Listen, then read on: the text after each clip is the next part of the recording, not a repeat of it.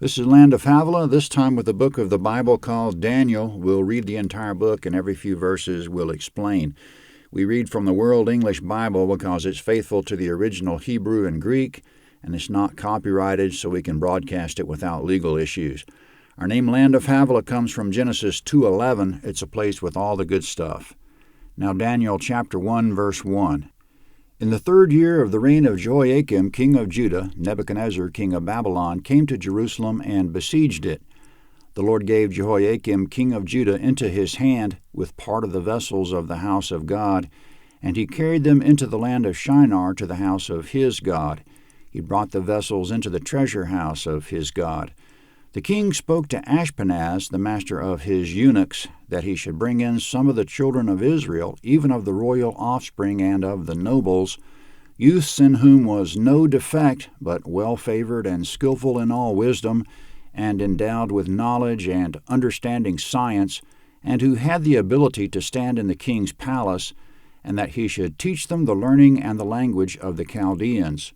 The king appointed for them a daily portion of the king's dainties, and of the wine which he drank, and that they should be nourished 3 years, that at its end they should stand before the king.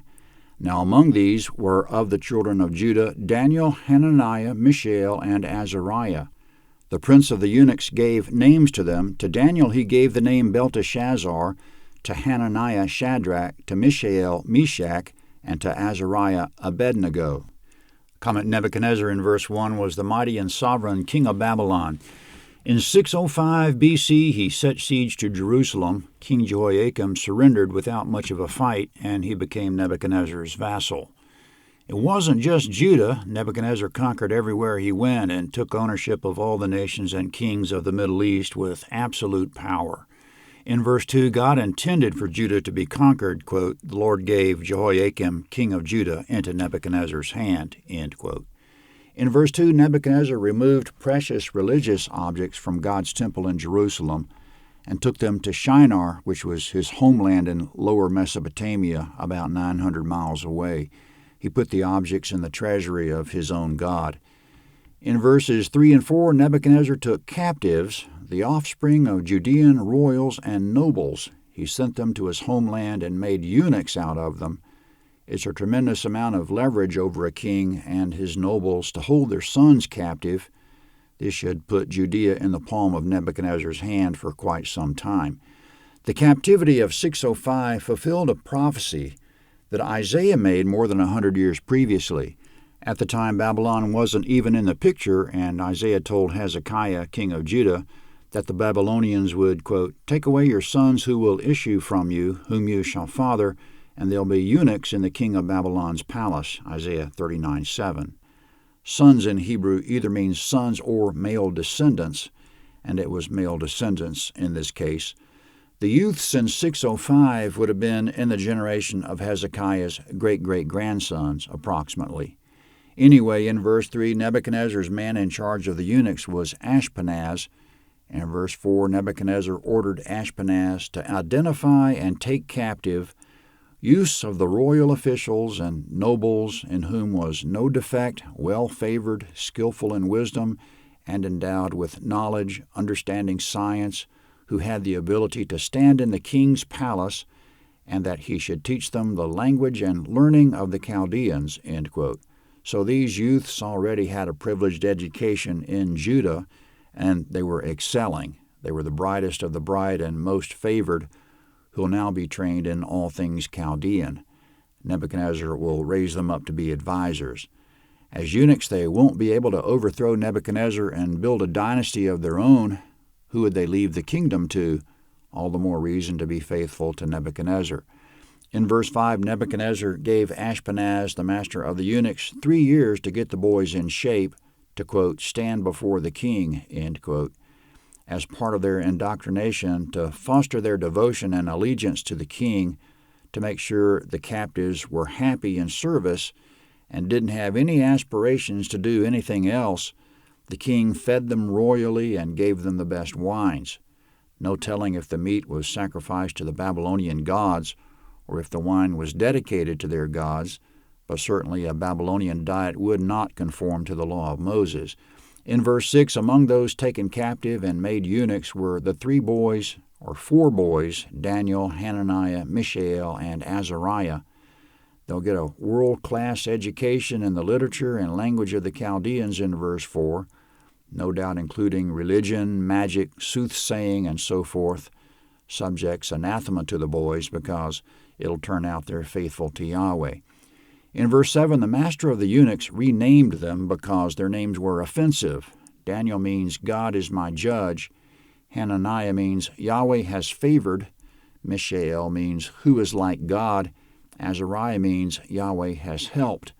That obviously wouldn't do, so in verse 7, Ashpenaz, the master of the eunuchs, renamed them Belteshazzar in Daniel's case, and for the others, Shadrach, Meshach, and Abednego, each named before honored Yahweh and afterward honored one of the Babylonian gods.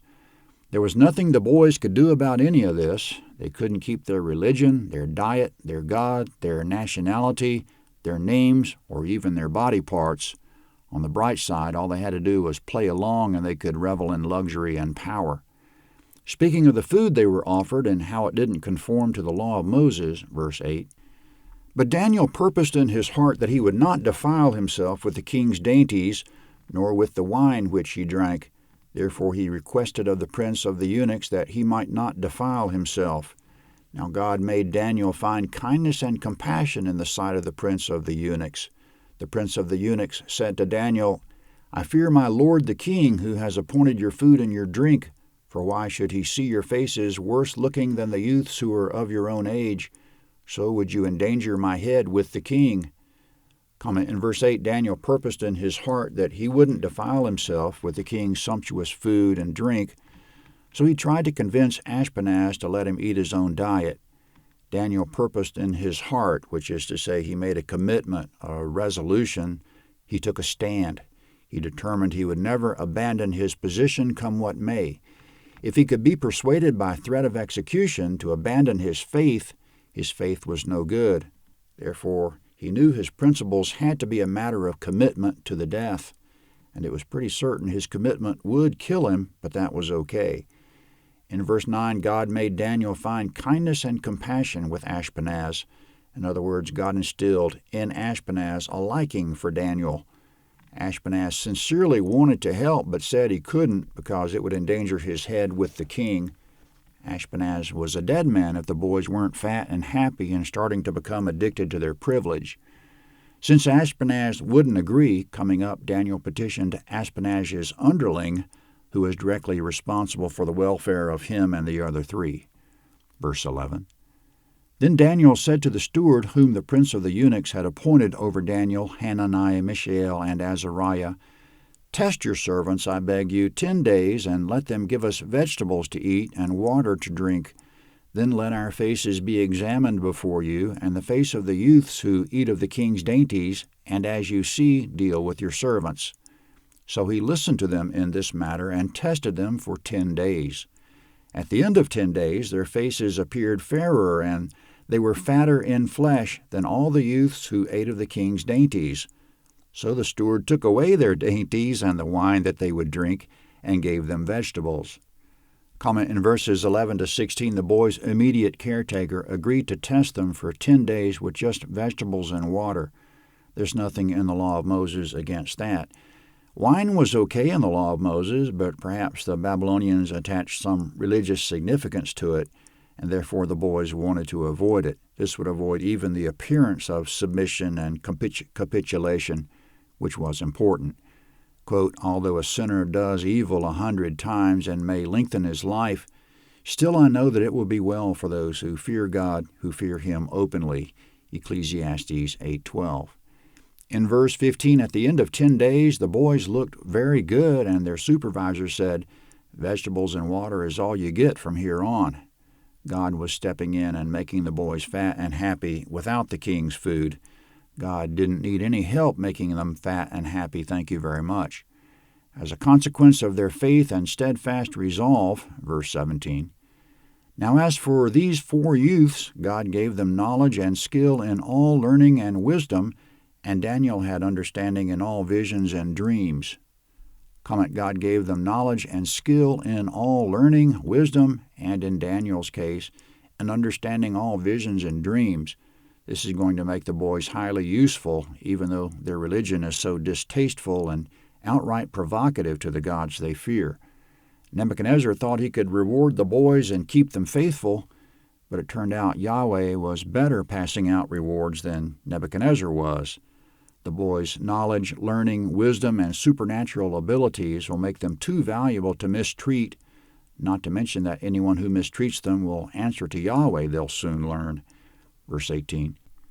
At the end of the days which the king had appointed for bringing them in, the prince of the eunuchs brought them in before Nebuchadnezzar. The king talked with them, and among them all was found no one like Daniel, Hananiah, Mishael, and Azariah. Therefore stood they before the king. In every matter of wisdom and understanding concerning which the king inquired of them, he found them 10 times better than all the magicians and enchanters who were in all his realm. Daniel continued even to the first year of King Cyrus. Comment, in verses 18 and 19, at the end of the days appointed, which means at the end of 3 years, Ashkenaz, the master of the eunuchs, presented the graduating class of eunuchs to Nebuchadnezzar. The king talked with them, meaning he examined them, and found that Daniel and his friends were the best. Therefore they stood before the king, which probably means they literally stood with the rest of the king's advisors.